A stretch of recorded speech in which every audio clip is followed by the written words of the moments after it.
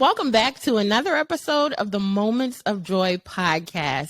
Now, MVPs, I am so excited to have with us today Kaelyn from the documentary Love on the Spectrum. I had the pleasure of watching the whole series, United States and the UK, and then following her and finding her on TikTok and Instagram. So I just tried my luck and reached out, and we have her here today. Welcome to the show, Kaelyn. Thank you. You are so welcome. I think most recently, one of your reels on Instagram really helped me as a parent and some of my community when you spoke about going out to eat and why you thought about wearing headphones, and you gave us so much insight. So I love your platform. Thank you. It's really comforting to hear that, it really helps people. Because, I get those comments all day, and I really do appreciate them, but it's different when you hear it from, a real person saying, oh, this was helpful. It just, I don't know, it feels more real. So thank you for telling me that. You're welcome. Yeah, because especially raising nonverbal children, my little guy's 5, and his name is Mason. We have no idea what's happening. And right. For you to actually tell us was eye-opening. So we'll get right into the show. We have so many things to talk about, and I know you are busy, so we won't keep you long.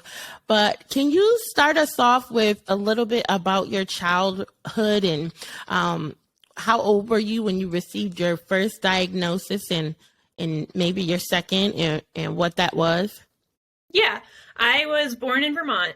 We lived in New York shortly after I was born until I was 7, and then we moved to South Carolina. I was diagnosed when I was 10 years old. My uncle lived in Orlando, so we drove to Orlando, and I spent 5 days there. They did 5 days worth of testing at a facility that had a wide variety of professionals. That's where I got diagnosed, I think, with dyslexia and dyscalculia and ADHD and autism, just kind of everything, because when you spend 5 days there, I guess I would hope that they would come up with a lot. They were very thorough. I think at the time I would have described it as boring, but, looking back, it was very thorough. Wow. Well, I have to ask, do places like that still exist? I don't know. I would assume that place is still in business. Last I checked, they were. I know that it was incredibly expensive. I think my mom said it was around $10,000 out of pocket, which was something that my uncle was able to pay for at the time. But that is a privilege that most people do not have that privilege. Yeah, you're absolutely right. Because as you're talking, I'm like, wow, 5 days. There are parents who are on waiting lists for months, and someone told me their waiting list is 24 months just to find out what's going on. Which is crazy. It's such a delay. Yeah. Yeah, that's amazing that you were able to receive that and get so much knowledge for your parents right away. So what therapies did you take as a 10-year-old? I think at the time I had seen an OT kind of on and off. I remember a couple instances of speech therapy. I remember that not going super well. I was not the most cooperative child. And so if I didn't think I had to do it, if they couldn't convince me that it was important, I just kind of wouldn't do it. And so they didn't really want to continue paying for therapy that I wasn't going to be super cooperative for. When I was in high school, I had to see an OT for 6 months to be able to drive. And so that's kind of where my motivation kicked in, is if you don't do this and if you're not going to participate, you don't get to drive a car. And that really kind of definitely motivated me to continue with treatment. I'm going to give us a disclaimer here for the listeners, because out of all days, they want to mow the lawn outside today. So excuse me if you hear. But wow. So 10 years old, you received OT, your mom is getting this diagnosis. Do you know, or have you heard of how her response was? How did she take it when you got those diagnoses? She was really, really upset. It was 15 years ago, so I don't remember a whole lot. I do remember, I think I was playing upstairs with my sister, and we came downstairs for dinner, and she was cooking chicken nuggets, and she had burnt them, and she was crying. And my mom is not one to cry a whole lot. She's just a very strong woman, and so she just does not cry a whole lot. And so it was very unusual that she was crying. And so I asked what was wrong, and she said, "Oh, nothing." She kind of blamed it on the dinner, which I knew, I knew it wasn't that. And I could kind of hear her talking to my dad, and I knew it had something to do with me, but I didn't know what. And they didn't really tell me the full story until several years later. Wow. Do you know at 10 years old, what was it that made your mom say, "I think I need to have her seen"? I think it was like a combination of, she'd been really trying to get me evaluated for quite some time.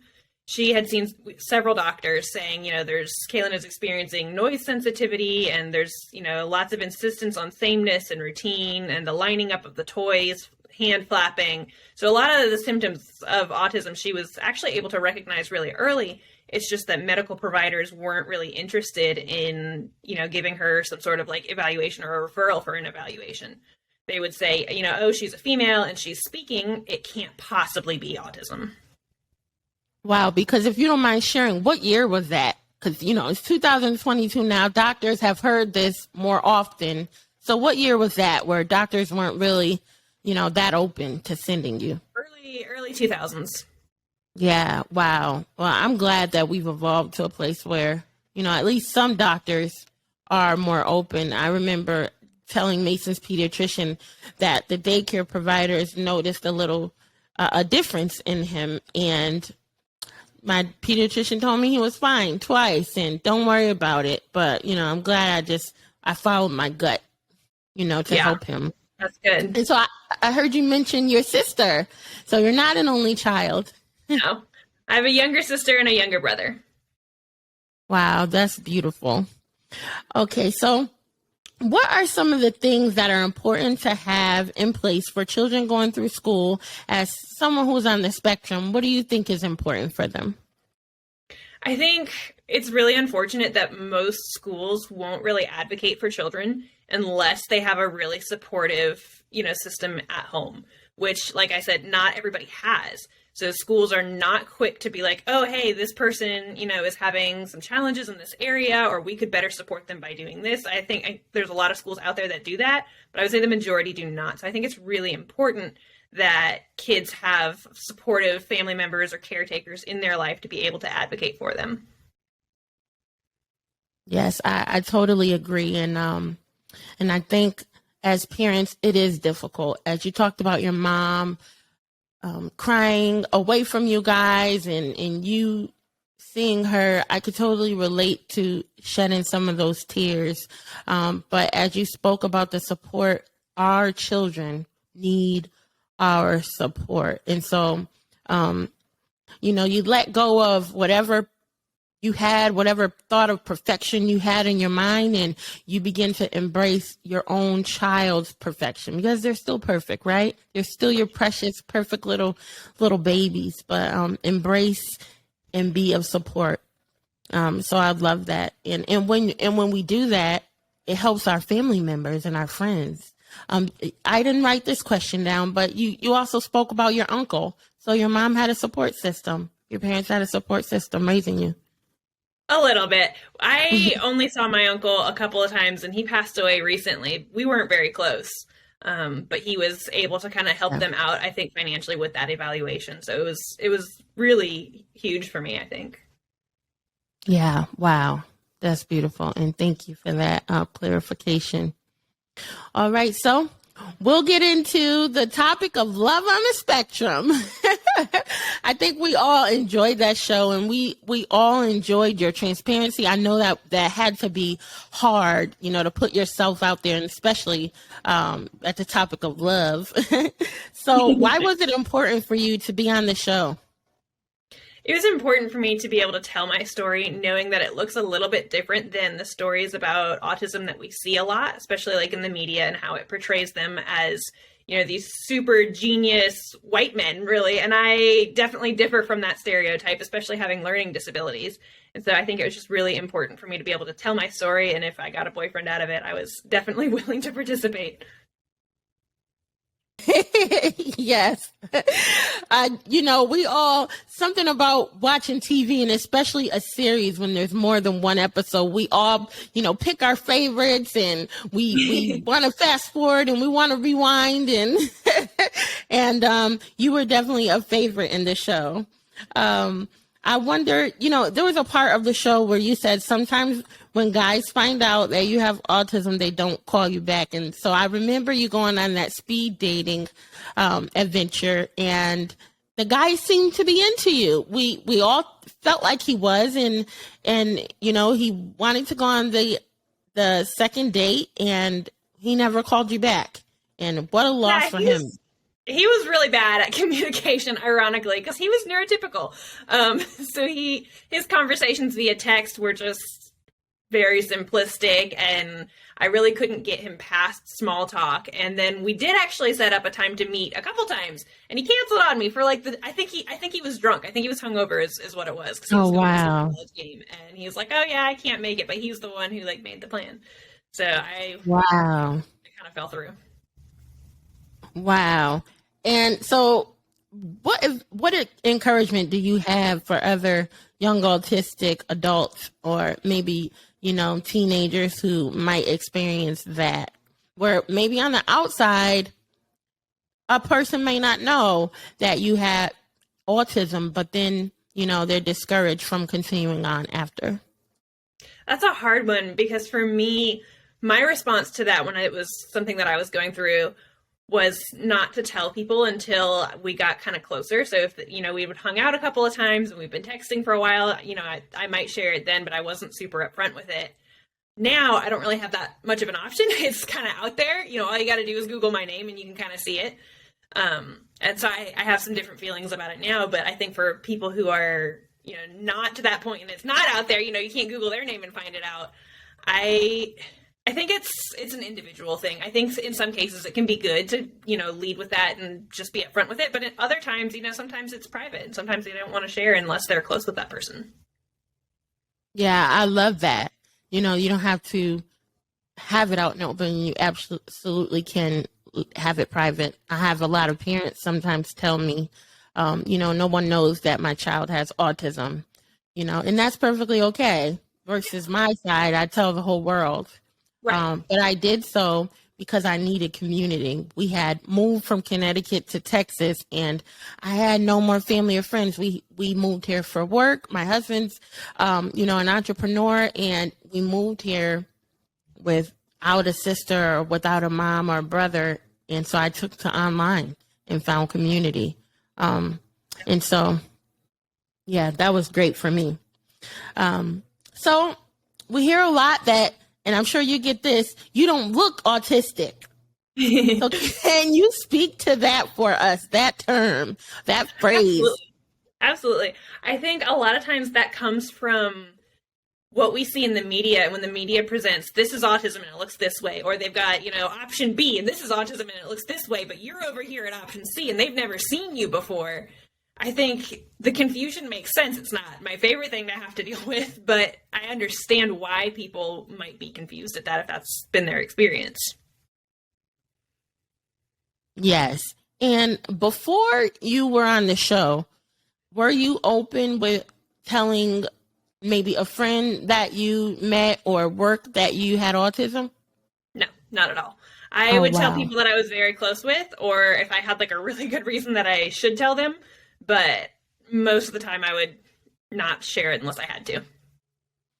Okay. And what do you feel for us who have children who will grow to young adulthood? Do you feel like we should encourage that, or we should let them pick on their own? Or the way I started out kind of as a teenager and when I was a little bit younger was I would tell people for a couple different reasons. One of them would be if it was a medical provider in any capacity, dentist, doctor, that sort of thing. The other reason would be if it was a safety concern, so a police officer. And then the third reason would be if I had, done something that maybe I shouldn't have done, or something that, got a interesting in a negative way social reaction. I would tell people not necessarily as an excuse, but just an explanation. Hey, this is probably why that happened. I think that's a good starting point. And if, the person decides they want to be more open with it, that's great. But I think that's a good place to start. Awesome. Thank you so much. And what about family? What about us as parents? This is tricky because I just said I tell the whole world. But what do you what do you think about that? How should we lead with telling our family members and our friends? It's really up to everybody as individuals. I think each family is going to have a different approach, although I think it is probably better to be more open, especially with family, because, you're going to spend a lot of time with them. And it's just, I don't know, it's a really important part of the person who has the diagnosis. So I think it is important to share with family. Yes, thank you. And I know I did so because for Mason, meltdowns were really big. I mean, I feel like I would want to have a meltdown once I got him calmed down because it took a lot for mommy to make sure he was okay. And I was concerned and I didn't know if he was hurt or not.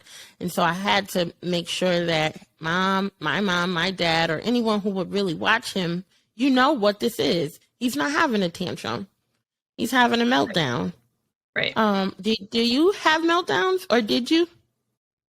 From time to time. I think now, it would have to be really bad. I have a really bad phobia of needles, or last time my car got rear-ended, that kind of set me off. So it has to be pretty big to happen now. Okay, thank you. All right, so stimming. I feel like this is one of my favorite topics because I finally have researched a lot. So when I see my little guy's fingers going, or he's tapping his forehead, or he likes to do this now, it gives me flashbacks of when I would see other children doing this in school. Or I was a part of the Best Buddies program when I was in high school. I don't know if you've ever heard of Best Buddies. But yeah, and it's a nonprofit that works with children and young adults with intellectual disabilities or any kind of disability. And I was a part in high school where I would be their best buddy. And That's so, cool. Yeah, I feel like it's full circle. God knew I would have a heart for them, and now I have this little guy, and definitely have a heart for him and all children who have a disability. And so I love seeing him stim. It's the cutest thing. I know, as he grows as an adult, I don't know how it'll continue to show up for him. I don't know what his future will be yet. So let's talk about stimming. Do you stim? Should we stop stimming? Yeah, really everybody stims. I'm sure you've probably heard that before, the clicking of the pen or twirling your hair, tapping your foot, everybody stims. A lot of times I think parents wonder why are they stimming and thinking it's this big complex thing, but the short answer is it feels good.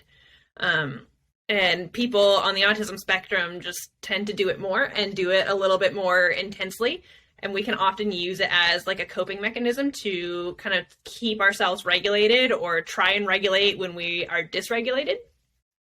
What was the other part of your question? Sorry, I forgot. Oh, no problem. It was, should we stop the stimming? Oh, right. I think generally no, unless there's a couple things. So if it's harmful to the person or to the people around them, or if it's disruptive to the environment, because sometimes stimming can be harmless, but maybe it's disruptive, and so it might limit the person's opportunities to engage in different activities. So if somebody really likes to scream or squeal or screech, but they also really, really want to attend a church service, that might be a problem for them. And so not having a different stim might prevent them from doing something that they want in their lives. Yes. Speaking of church, this is one of the places where I love to go to church. It helps with my encouragement as a person and a mom, just in general. And so sometimes it's not always the best place for Mason. He doesn't like the singing. It's loud. Sometimes there's a lot of different lights. There's a lot of people. So I have to sit in the back and head towards the door. But I got into a class where they were teaching churches how to have an inclusive environment for children with disabilities. And so I look forward to helping my church to be that for Mason and other kids, because a lot more children are growing up with disabilities. Well, not a lot, but we're finding out a lot earlier. Definitely. We spoke about meltdowns. I talked about Mason's meltdowns. One meltdown that was the reason why my platform grew, I shared that Mason was going through about 3 or 4 days of just crying and tapping his ears. So I thought he had an ear infection, and I brought him to the ER to get, evaluation to see what was going on. And he just turned into the Incredible Hulk, and he was fighting us and screaming. And the doctor looked at me and she said, "That's it. That's enough. We're not going to traumatize him." And so I left not knowing what was wrong. And we went to his pediatrician the next day, and she said, "He doesn't have an ear infection. It was probably something sensory." And I was like, wow, I didn't know. So now, I know to turn the sounds off, turn the music off, turn the TV off, look and see if it's the fan. Is it some other sound that may be small to me, but it's really big to him. So meltdowns. Can you help us to understand what's going on when our children have meltdowns? Yeah. So to me, I think a meltdown is just when the demands of life, sometimes just, the daily demands of everyday life exceed the person's current abilities. So in order to kind of help somebody through a meltdown, usually, we offer help. Do you need help with something? Give choices. And sometimes someone could be so emotional or so overwhelmed that they might not be able to make a choice in that moment. So, giving them some time and some space, just kind of waiting it out to help them, be able to make a choice when they're ready can be really, really beneficial. Thank you so much. That was really helpful.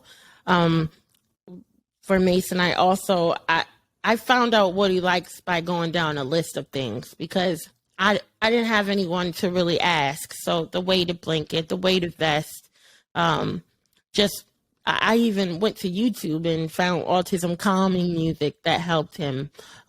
Sometimes even just putting him in a car and taking him for a drive helped regulate him, or singing, or firm pressure. But it was very hard to figure it out. Please share anything that you have going on, any books or any services, or is there anything that you would like to share with our audience? I am everything is in the works for me right now. So one thing that I'm really wanting to work on is public speaking. And so I've been applying to a variety of different autism and applied behavior analysis conferences around the United States to hopefully get some speaking opportunities to kind of share my story and what's been helpful for me with just other people, specifically professionals and teachers. I think a lot of this information, it's hard to come by. I think I come at it from the unique perspective of a lived experience, as well as someone who has clinical experience working with other people on the spectrum. So it's not just my experience that I'm pulling from. And I think that can be really beneficial. So I guess just be on the lookout for that.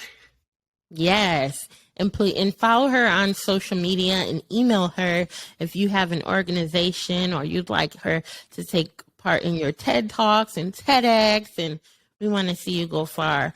There's a couple of questions that I have that I did not put down, if you're open to a few more questions. Sure.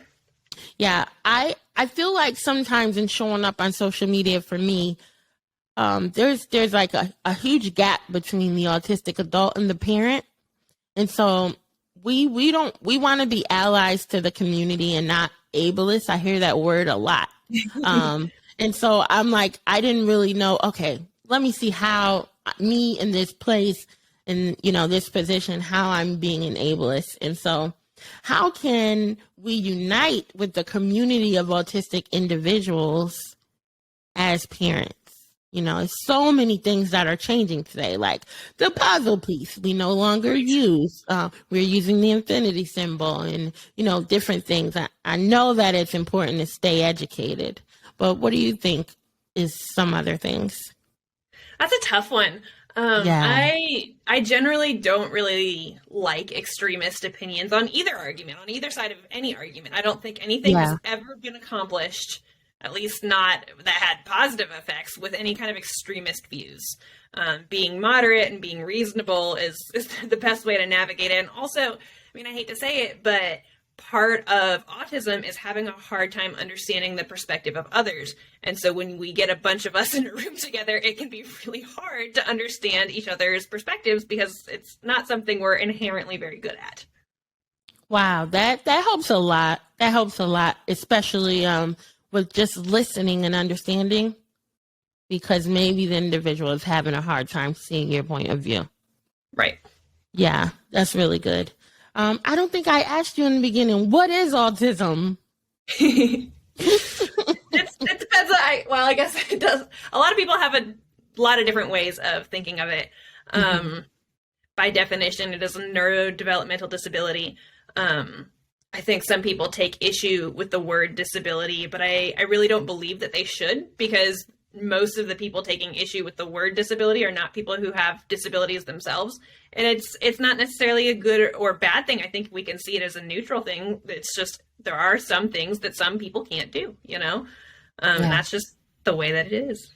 Yeah. I love that you brought that up, because the other day I was saying to my husband, do you think I should say parents raising children with disabilities? He said, I don't like the word disabilities, which I hear a lot of parents say, my child is not disabled, but autism is a disability. And so what if they were disabled? What? So Yes. what, So what? Disability is not a dirty word. It's not disgusting. They're people just like we are. And so I love that, because more parents can embrace that, okay, my child has a disability, and let's start changing what that looks like.